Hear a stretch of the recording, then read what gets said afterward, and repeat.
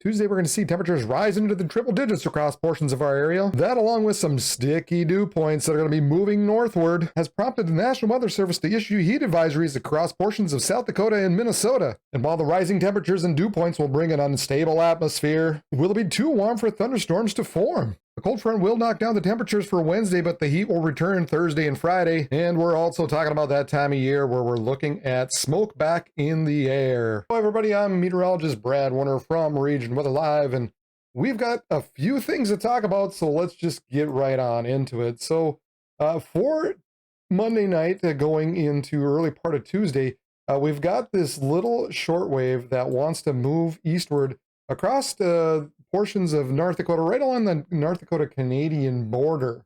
Now, we also have this low-level jet that wants to set up through the overnight hours, and that's going to help aid in some thunderstorm development as we get later into night and into early parts of Tuesday morning. I mentioned in the beginning that some areas might be too warm for thunderstorms to develop, but that line kind of resides right in through here, and right just north of that is basically where we're going to be looking at the potential for some thunderstorms to develop, kind of right along the surface warm front through the morning and afternoon hours on Tuesday. When exactly are we talking about? Well, let's take a look. Here we've got that warm front that begins to develop. This is right around 2 p.m. Central Time. You can kind of see the warm front developing with the warm and humid air down to the south. A little bit not quite as high as dew points further to the north, but that's kind of where that boundary lies. And really, that's where that upper level wave kind of moves across eastward, kind of southeastward. And so that's kind of where we're going to be looking for the main areas of thunderstorms through the morning and early afternoon hours. Now, as we begin the night on Monday night, we already have some storms developing in through south central, southeastern parts of North Dakota. And I really think as that low-level jet kind of gets going and develops a few more of those storms, it might push a little bit further to the north and east throughout the night.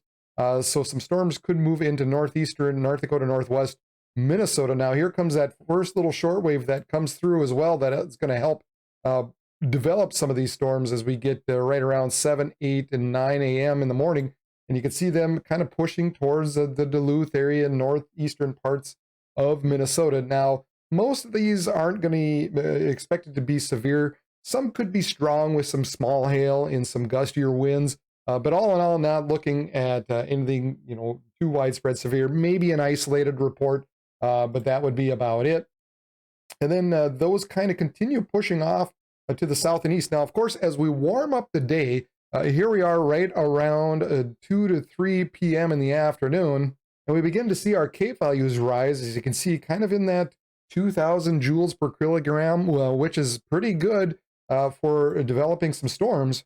It might be possible that later in the day that some of those strongs that were strong might cross over to that severe mark, kind of, we'll take it all the way down to the cities possibly. There's a couple models that show some of these short waves just a little bit further south.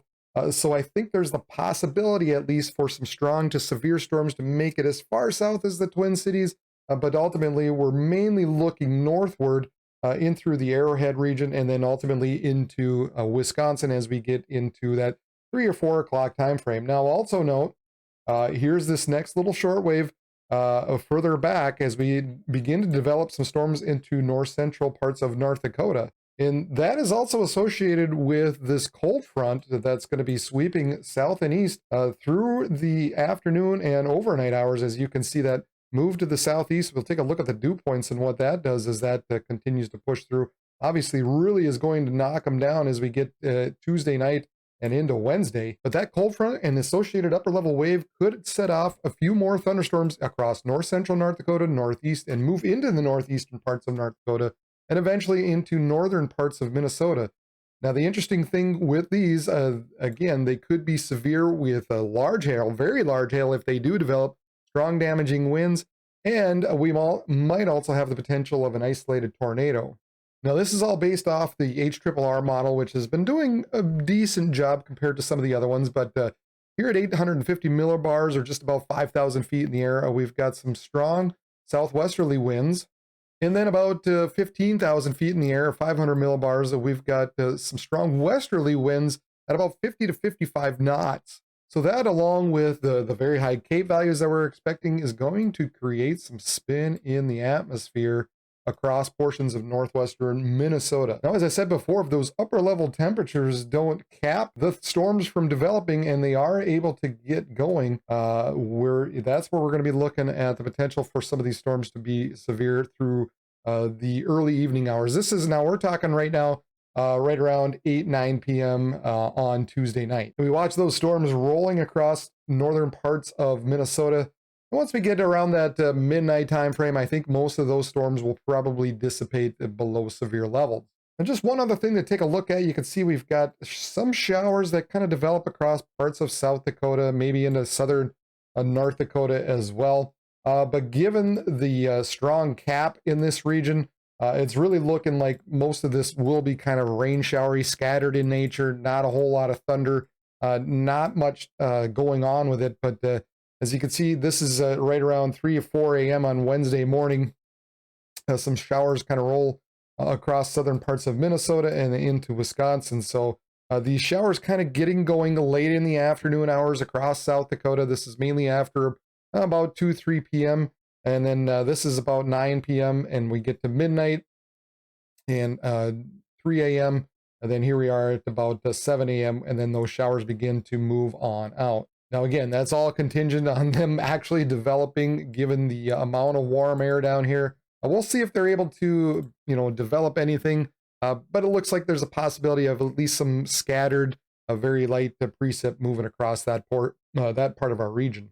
And with the passing of that cold front Tuesday night into Wednesday, highs for Wednesday will be cooler, I guess you could say. But we're still looking at highs in the upper 90s across portions of South Dakota and Minnesota, 80s across northern parts of North Dakota, 70s probably across the Arrowhead region. And then once we get into Thursday, temperatures begin to rebound even more across the Dakotas, where we're definitely going to be looking at the possibility of some triple digits once more. And then Friday, more triple digits, and they warm up even more so across eastern portions of Minnesota as well.